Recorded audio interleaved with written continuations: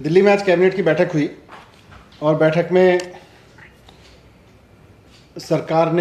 दिल्ली सरकार ने फार्मर्स के प्रोटेस्ट के संबंध में कोर्ट में पक्ष रखने के लिए जो वकीलों का पैनल बनाया था, तो सरकार ने तय किया कि दिल्ली सरकार का ही पैनल वहाँ कोर्ट में दिल्ली सरकार को रिप्रेजेंट करेगा।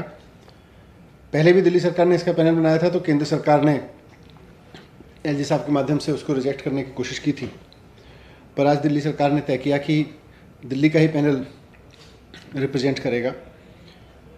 ये तो आज दिल्ली सरकार ने तय किया, लेकिन ये बड़ा अनफॉर्चुनेट है कि केंद्र सरकार एलजी साहब के माध्यम से लगातार दिल्ली की चुनी हुई सरकार के काम में हस्तक्षेप कर रही है।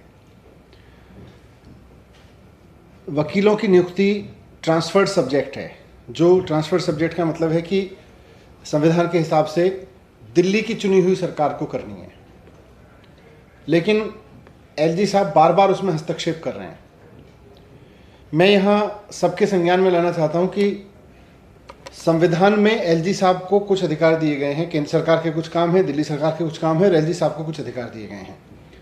संविधान की कॉन्स्टिट्यूशन बेंच में 5 सुप्रीम कोर्ट के जजों ने, सुप्रीम कोर्ट की कॉन्स्टिट्यूशन बेंच में सुप्रीम कोर्ट के 5 सीनियर मोस्ट जजेस ने ये डिसीजन दिया हुआ है कि ट्रांसफर्ड सब्जेक्ट पे, यानी कि जो सब्जेक्ट दिल्ली सरकार के दायरे में आते हैं, उन पर डिसीजन लेने का अधिकार दिल्ली की चुनी हुई सरकार का है, एलजी साहब का नहीं है।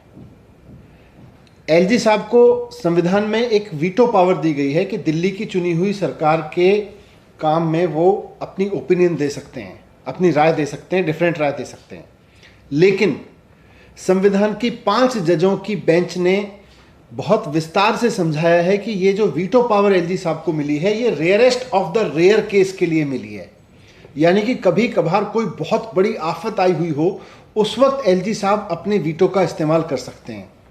ये हर रोज दिल्ली की चुनी हुई सरकार के कामकाज में हस्तक्षेप का जो वीटो डालने की आदत पड़ती जा रही है, ये जनतंत्र की हत्या है। ये संविधान के खिलाफ है। ये सुप्रीम कोर्ट के 5 जजों ने जो लिखा अपने बेंच जजमेंट में, उसके खिलाफ है। ये कॉन्स्टिट्यूशन के, ये लोकतंत्र के खिलाफ है पूरी तरह से कि चुनी हुई सरकार के काम में एलजी साहब इस तरह से हस्तक्षेप करें। वो कभी राशन का काम रोक देते हैं कि राशन की डोर स्टेप डिलीवरी नहीं हो सकती, कभी कहते हैं दिल्ली सरकार वकील नहीं लगा सकती, कभी किसी और काम को रोक देते हैं, कभी किसी और काम को रोक देते हैं। दिल्ली की जनता ने अरविंद केजरीवाल जी को अपना मुख्यमंत्री चुना है। दिल्ली की जनता ने अरविंद केजरीवाल जी के नेतृत्व में अपनी सरकार चुनी है। तो चुनी हुई सरकार को काम करने दें, उसको बार बार हस्तक्षेप ना करें। आपको संविधान में वीटो पावर मिली है एलजी साहब को, लेकिन वो वीटो पावर सुप्रीम कोर्ट के 5 जजों ने उसको डिफाइन किया है कि वो rarest of the rare case में होगी। ये रोजाना वकील कौन लगाएगा, आज के केस में किसानों ने अगर प्रदर्शन कर दिया तो वकील कौन लगेगा, इन सब में ये rarest of the rare case नहीं है। इस तरह के केसेस में जब आप अपनी वीटो पावर इस्तेमाल करते हैं तो आप कॉन्स्टिट्यूशन का भी मजाक बनाते हैं, सुप्रीम कोर्ट के जजमेंट्स का वायलेशन करते हैं, और साथ साथ में जनतंत्र की हत्या करते हैं। तो मैं केंद्र सरकार से भी रिक्वेस्ट करूंगा, एलजी साहब से भी रिक्वेस्ट करूंगा कि दिल्ली के लोगों ने केजरीवाल जी को मुख्यमंत्री चुना है, दिल्ली के लोगों की चुनी हुई सरकार को काम करने दीजिए, और ये rarest of the rare case के लिए अपनी वीटो पावर बचा के रखिए। जो सुप्रीम कोर्ट ने कहा है, ये रोज दिन में 3 बार वीटो लगाना बंद करिए। सर, एक पिछली बार भी हमने देखा था जब दिल्ली राइट्स के मामले थे, वहाँ पे भी एलजी ने आप लोगों के फैसले को पलटा था।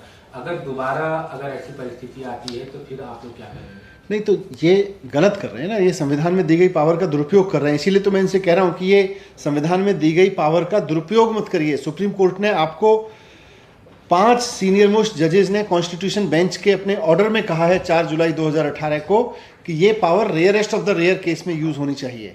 ये लेफ्ट राइट सेंटर रोजाना यूज नहीं होनी चाहिए, उन्होंने लिखा है, और उसके बावजूद ये यूज कर रहे हैं।